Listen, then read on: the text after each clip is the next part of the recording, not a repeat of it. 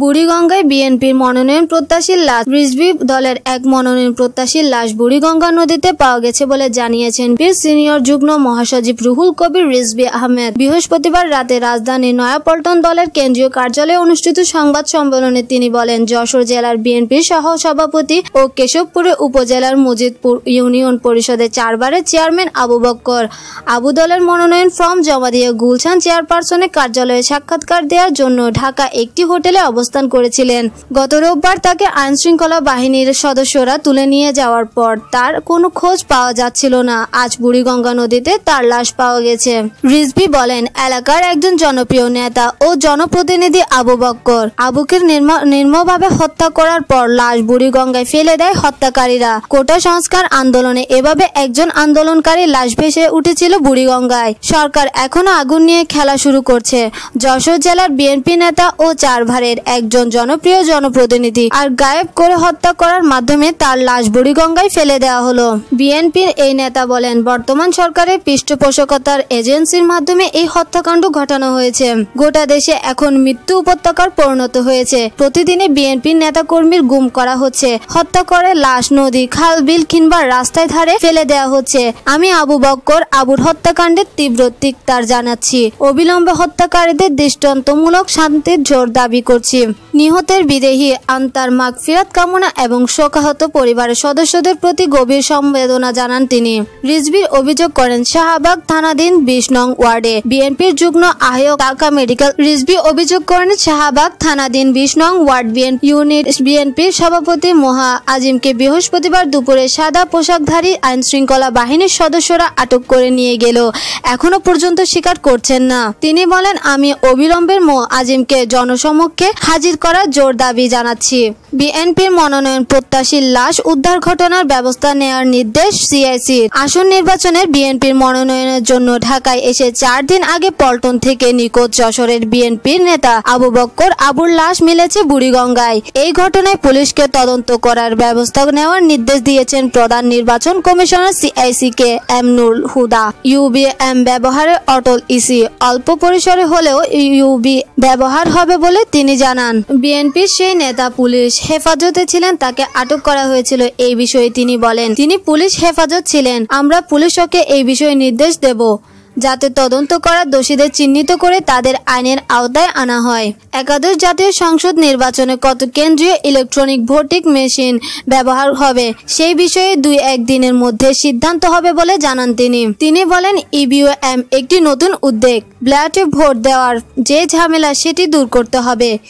EVM এর মাধ্যমে সেটা করতে পারে। ইতিপূর্বে স্থানীয় সরকার নির্বাচন এটি ব্যবহার করা হয়েছে। সংসদ নির্বাচন ইভিএম ব্যবহারের কোনো আইনগত বাধা নেই, সেটা আমরা ব্যবহার করব। 2-1 দিনের মধ্যে কতটি কেন্দ্রীয় ইভিএম ব্যবহার করা হবে তা নির্ধারণ করা হবে। নুরুল হুদা বলেন, যেখানে ভিএম ব্যবহার হবে সেখানে কয়েকদিন আগে মানুষকে বুঝতে হবে যাতে কোনো সমস্যা না থাকে।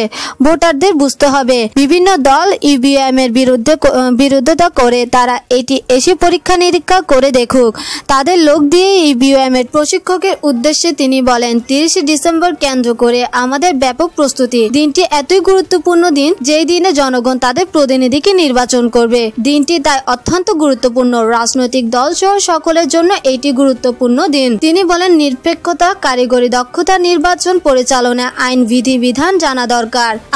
আপনারা নির্বাচন কিভাবে পরিচালনা করবেন সেটা জানলেও সহকারী প্রিজাইডিং অফিসারদের জানা কথা নয়। বারবার বিভিন্ন পর্যায়ে এর ট্রেনিং দেওয়া হয়েছে। নির্বাচন সুষ্ঠু করতে আপনারা তাদের সঠিকভাবে প্রশিক্ষণ দেবেন। প্রশিক্ষকদের উদ্দেশ্যে তিনি বলেন, প্রশিক্ষণ দেওয়ার সময় সতর্ক থাকতে হবে, কারণ তারা রাজনৈতিক দলের প্রতিনিধি। তারা থাকেন মাঠে, তাদের কথা মনোযোগ দিয়ে শুনতে হবে।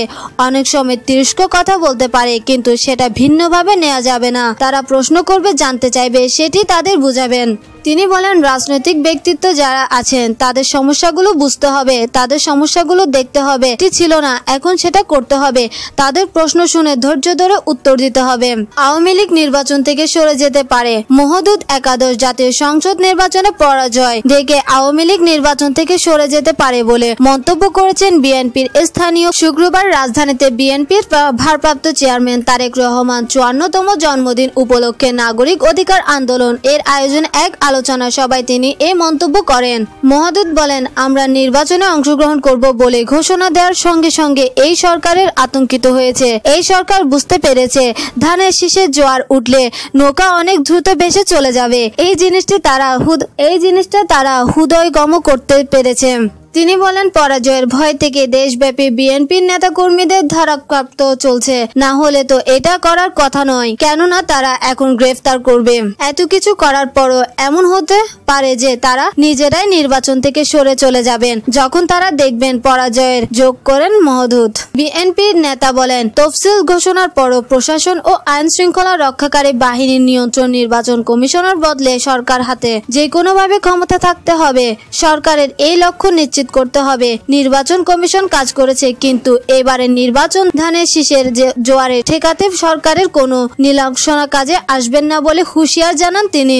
নেতাকর্মীদের উদ্দেশ্যে মহদুদ আহমেদ বলেন, এবার ভোট সুষ্ঠু না হলে বাংলাদেশ আগামীতে একটি ব্যর্থ রাষ্ট্রে পরিণত হবে। এবার শেষ চান্স, শেষ পরীক্ষা। দরকার হলে আপনাদের লড়াই করে ভোট দিতে হবে। যারা আপনাদেরকে বাধা দেবে তাদেরকে প্রতিহত করে ভোট কেন্দ্রে গিয়ে ভোট দিতে হবে। এছাড়া অন্য কোনো বিকল্প থাকবে না। তিনি বলেন, বিএনপির নেতাকর্মীর সমর্থকরা যদি ধানের শীষের পক্ষে বাড়ি থেকে বেরিয়ে এসে ভোট কেন্দ্রে যান, কেউ বাধা দিলে জবাব দেওয়ার জন্য তৈরি থাকেন, তাহলে বিজয় সুনিশ্চিত। সবাই সংগঠনের সাধারণ সম্পাদক জাহাঙ্গীর আলমের পরিচালনায় অন্যদের মধ্যে বিএনপির ভাইস চেয়ারপারসন আহমেদ আজম খান, চেয়ারপারসনের উপদেষ্টায় কাউন্সিলর সদস্য আওতার রহমান ঢালিক, কেন্দ্রীয় নেতা আবু নাসের মোহাম্মদ রহমতুল্লাহ, সাবির নাজমুল, ফরিদ উদ্দিন, কাজী মনিরুজ্জামান, এম রেজাউল করিম, ইকবাল হোসেন, এ হালিম উপস্থিত ছিলেন। কার স্বাক্ষরে মনোনয়ন জানতে ইসি চিঠি নির্বাচন কমিশন। একাদশ জাতীয় সংসদ নির্বাচন দলের কোন পদাধিকারীর স্বাক্ষর মনোনয়নপত্র দেওয়া হবে তা জানতে চেয়েছেন নির্বাচন কমিশন ইসি। একই সঙ্গে সংশ্লিষ্ট পদাধিকারীর নমুনা স্বাক্ষর রিটার্নিং ক্ষমতা কাছে পাঠাতে বলা হয়েছে। বৃহস্পতিবার এই সংক্রান্ত চিঠি দেশে নিবন্ধিত সব দলগুলোর কাছে পাঠানো হয়েছে। ইসি সূত্রে এই তথ্য জানা গিয়েছে। ইসির উপসচিব আব্দুল হালিম খান স্বাক্ষরিত এই চিঠিতে রাজনৈতিক দলগুলোতে উদ্দেশ্য করে বলা হয়েছে, আপনারা দলের প্রতীক কোনো আসনে কোনো প্রার্থীকে মনোনয়ন প্রদানের ক্ষেত্রে আরোপি ও আর্টিকেল স্বাক্ষর সংশ্লিষ্ট রিটার্নিং অফিসারকে কাছে এবং এর অনুলিপি কমিশনার সচিবালয়ে প্রেরণার অনুরোধ করা হলো।